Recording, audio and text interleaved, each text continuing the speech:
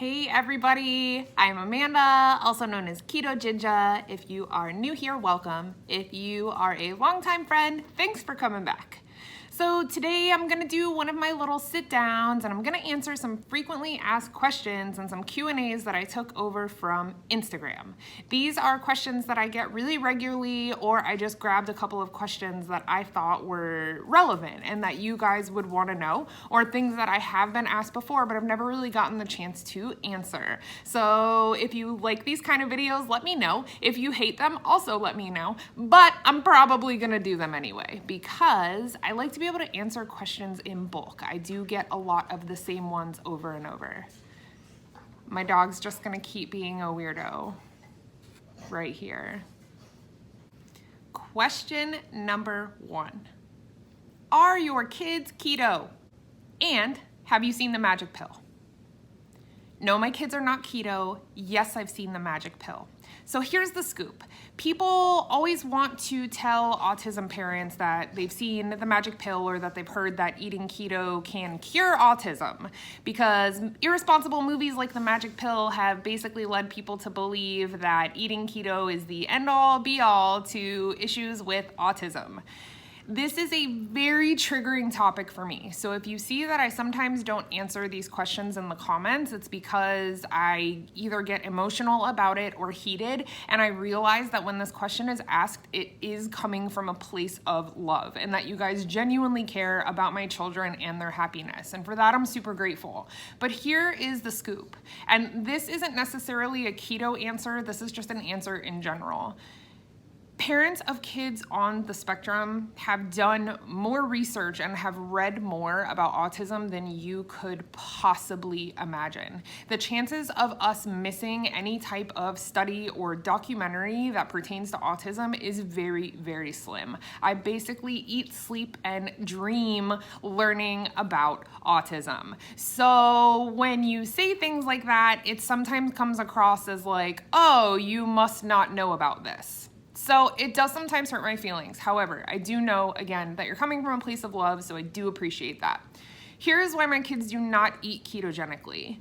They have very serious food aversions. And I'm not talking about just being picky eaters. I'm talking about full-blown throwing up, gagging with new foods. It's a very, very intense process. So we work very hard with their therapists to introduce new foods very, very slowly. Some of those foods are keto and some are not. If they have a low-carb snack that they really like, of course I try to push it because the less sugar in their diet, the better. Autism or not. All kids, all people should have less sugar in their diet. That's just common sense now. The proper human diet should contain less sugar. So them having autism is not a reason to feed them keto. I also want to kind of educate a little bit on what not to say regarding autism and regarding keto and autism.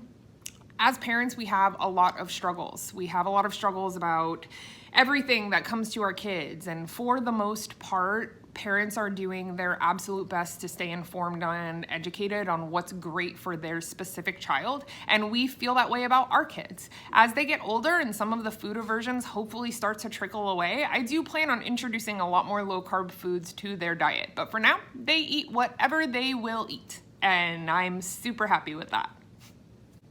Number 2, have you ever tried carnivore or an egg fast? Yes, I have tried both. I typically only last on carnivore or an egg fast for 24 hours.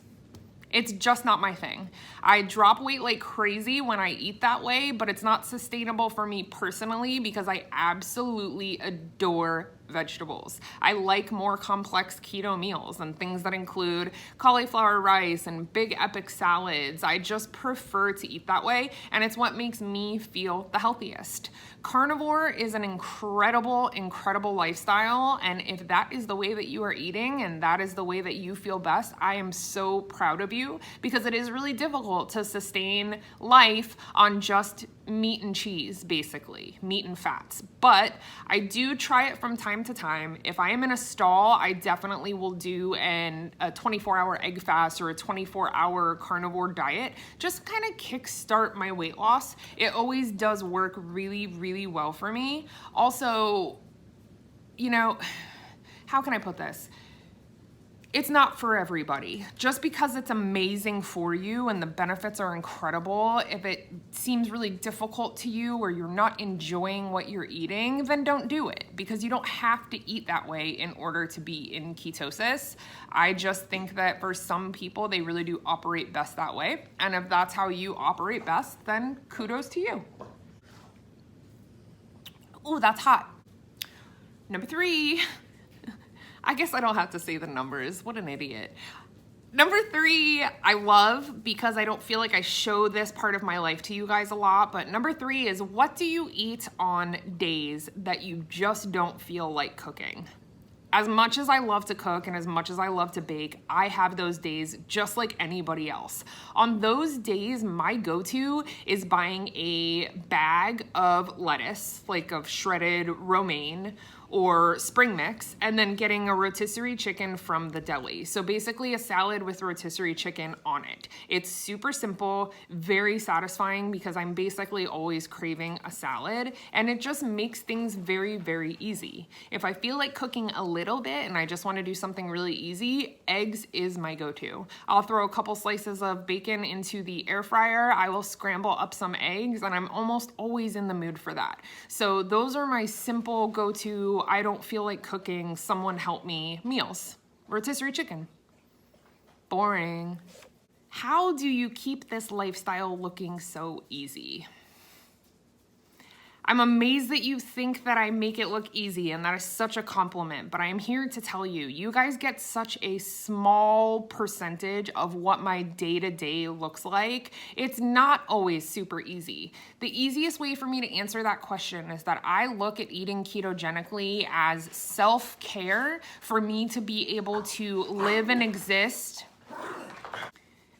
I look at eating keto as self-care for myself. I feel so much better, and I am just an all-around better person when I am eating low carb and sugar-free. It makes me have more energy. It makes me happier. I just genuinely feel really good. So on the days where it is really hard and I feel like I don't have the strength or the energy to meal plan or to, create a menu for the day or make a grocery list, I just remind myself that it's a piece of self-care that is just super, super important. Because when I derail and I don't make good choices for myself, I feel like garbage. I'm in a bad mood. I'm cranky. I'm short-tempered with my kids. I'm short-tempered with my husband. This is just the easiest way that I've found to truly balance my mood and constantly be on like that life high where I'm just living my best life and feel like my best self. So on those days where I start to spiral, I'm like, oh my gosh, this is so difficult. How am I going to do this? I just remind myself that it is a crucial component to self-care to make me feel my best. And when I feel my best, everything in my life goes so much smoother. Do you have any tips for doing keto on a budget when you are the only keto person in your household? Yes, I do. A lot of my recipes are geared specifically towards that situation, because when I first started this lifestyle and I first started eating this way, Dan was not eating keto and neither were my kids. So I had to come up with meals that Dan would also eat. So that's the way that I handled it. I would plan a meal where the basic protein or the bulk of the meal was keto friendly for me, but then Dan was able to add in a side dish or a piece of bread or something that would give him his like carb side. So that's just the way that we've always done things. Like, for example, if I were to make steak and cheesy broccoli, I would eat the steak and cheesy broccoli, and then Dan would throw in like a baked sweet potato. So just try to plan your meals centered around things that all of you can eat, but then maybe you're just throwing in an extra side dish or something for your kids and for your husband. That's the way that I've always done it, and that's worked really, really well for us. I'll tell you though, a few months in, Dan couldn't wait to start eating keto with me, so you never know what's gonna happen, and you may be surprised. A lot of these keto dishes, it doesn't matter that they're keto, they're still very family-friendly dishes. You don't always have to tell your kids, like, hey, there's cauliflower in this. Like, sometimes just make something and see what happens. You may be surprised. What snacks did you eat when you first got started? I love to snack.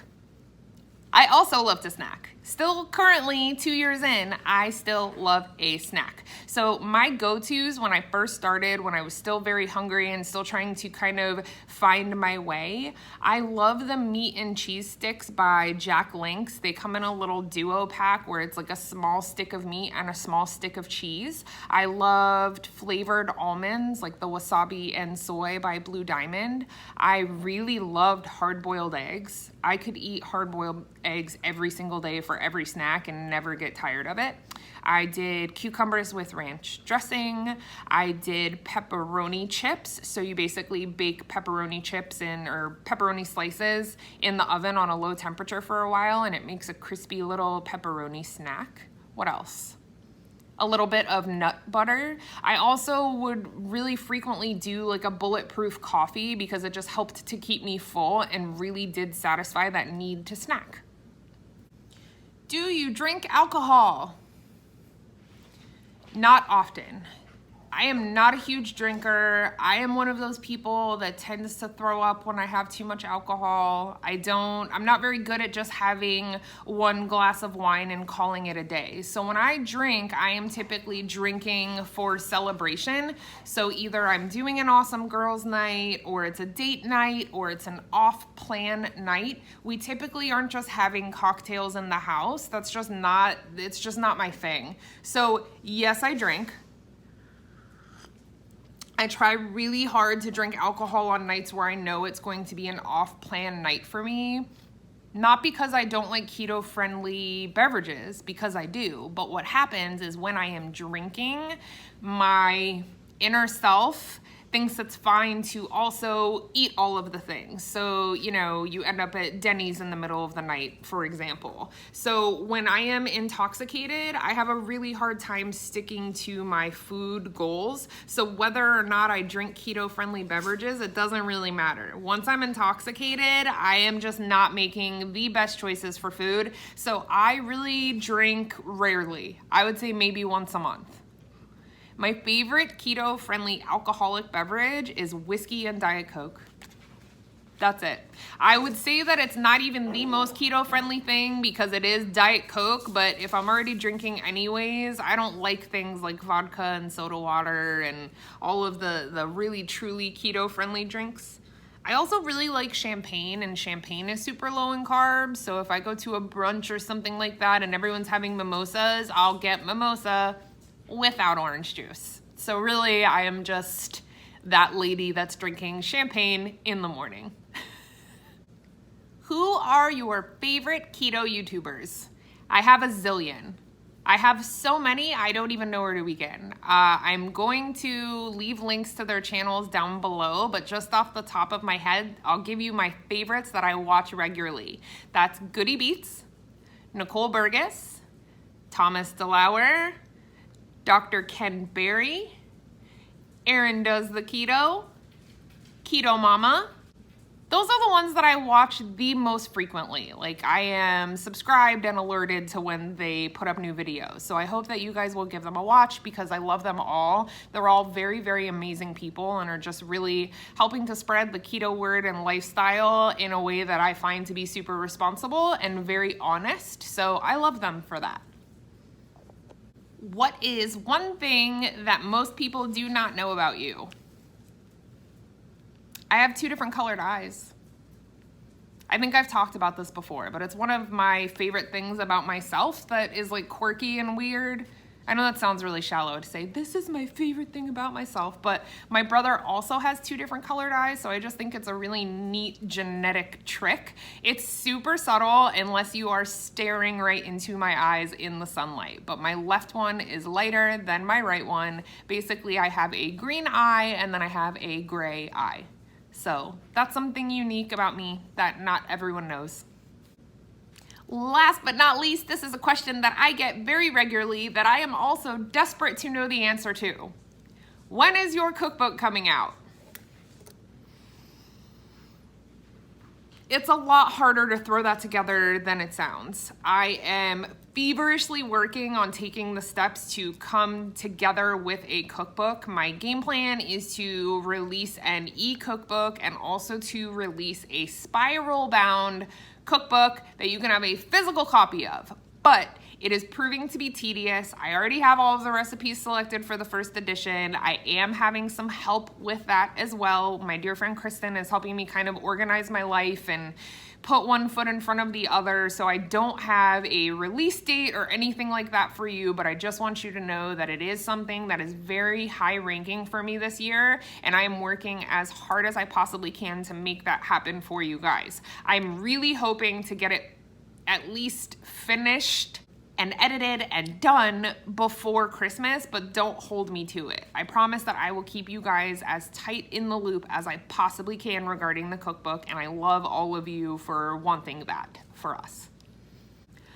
All right, everybody, I hope that you enjoyed today's Q&A. I really enjoyed making it for you. I love doing these little sit-down videos. It really does make me feel like you are sitting in my living room having a cup of coffee with me, and that's just, it's the best. I feel like I've got 20,000 plus friends. So if you have been here for a while, we truly appreciate you. If you are brand new to us, thank you for sticking around and getting to know us. Sound off in the comments down below. Do you want me to do these Q&As regularly? If you do have a question for me, go ahead and leave it down below and I will try to answer all of them. I hope you guys have an absolutely amazing day. And until next time, I will see you soon.